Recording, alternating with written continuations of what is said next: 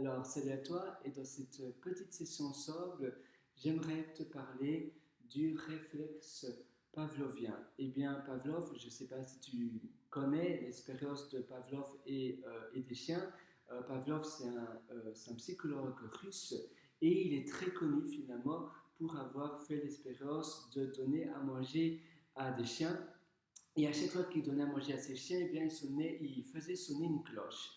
Et donc, les chiens savaient que quand la cloche sonnait, eh bien, ils allaient recevoir de la nourriture.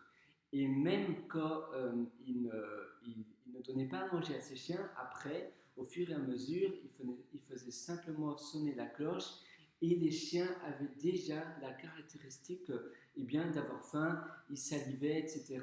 Et ils avaient voilà, cette envie de manger, même s'ils n'avaient pas nécessairement faim, mais simplement parce qu'ils faisaient sonner la cloche et que le cerveau finalement inconscient des chiens associait la sonnerie de la cloche avec eh bien, la nourriture, avec le passage à table finalement pour le chien, eh bien, il dégageait les chiens dégageaient la caractéristique d'avoir faim. D'ailleurs, tu peux même faire l'expérience chez toi et tu verras tes chiens, ben, ton chien, eh bien, il aura certainement la même chose au fur et à mesure. Donc, tous les jours, si tu donnes à manger, avant de donner à manger à ton chien, tu fais sonner une cloche.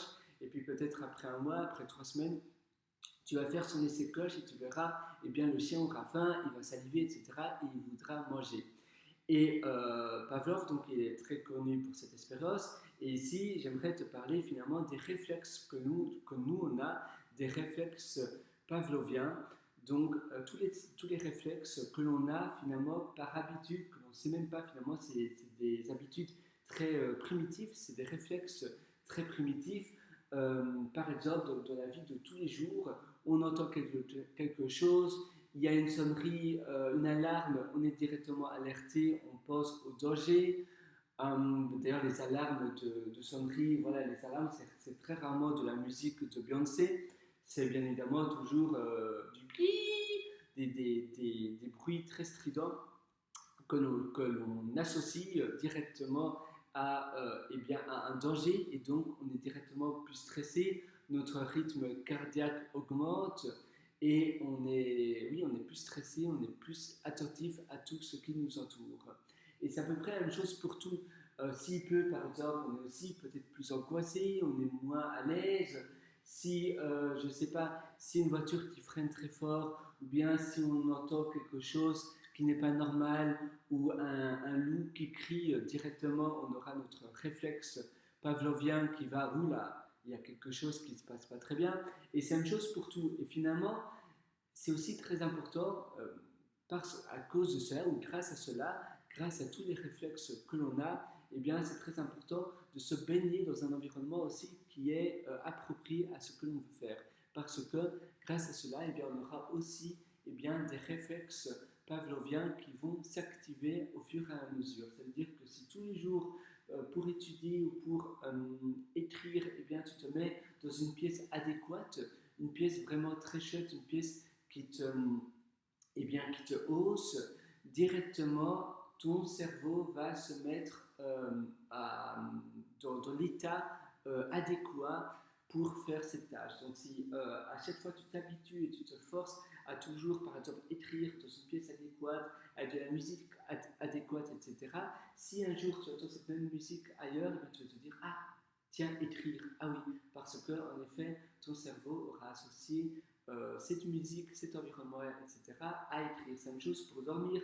Si tu dors toujours avec la même température ambiante, sur le même lit, avec plus ou moins la même luminosité, si tu as un peu de lumière dans la pièce, eh bien, ça sera beaucoup plus facile pour toi de dormir. Mais par contre, si sur ton lit, tu es tout à ton PC et tu fais même du freelance, il y a des personnes qui font du freelance en étant couché sur son lit. Moi d'ailleurs, j'ai fait malheureusement cette erreur, mais pas heureusement pas pendant très très longtemps, il y a quelques années quand j'étais freelance. Et du coup, eh bien, tu auras beaucoup plus de mal à dormir sur ton lit parce que finalement, ton cerveau inconscient, ton corps n'aura plus ce réflexe de dormir si tu es sur le lit parce que tu fais plein d'autres choses sur ton lit, dans ton lit.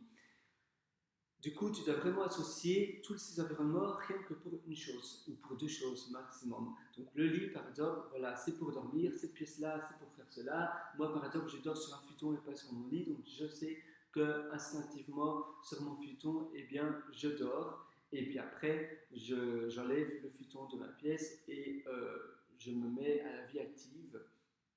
Mais il y a plein de choses comme ça que tu peux faire pour écrire, pour être productif. Par exemple, je suis développeur, ingénieur web, et à chaque fois que je fais des tâches d'ingénierie, donc le mot est un peu bizarre, je pense. Ingénierie, c'est plus de la programmation en réalité, mais à chaque fois que je fais de la programmation et des choses liées à mon activité, eh bien, je me mets toujours dans une pièce et directement, je suis beaucoup moins distrait, beaucoup moins ailleurs et c'est beaucoup plus facile pour moi finalement d'être concentré.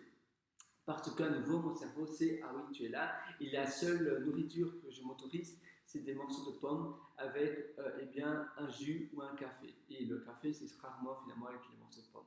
Mais bon, voilà, ça c'est ma petite histoire, et je mange rien d'autre, parce que sinon, ça va distraire mon cerveau. Si mettons, je mange un vrai repas, eh bien, je serai moins productif, et du coup, mon cerveau ne va pas associer seulement cette pièce-là, cet environnement-là, pour faire la tâche en question, mais aussi pour manger. Et ça, c'est une erreur. Manger, ça doit seulement être à une pièce. En fait, on doit vraiment être monotage. Donc, et monotage dans un seul environnement. Et ça peut être même des petits environnements.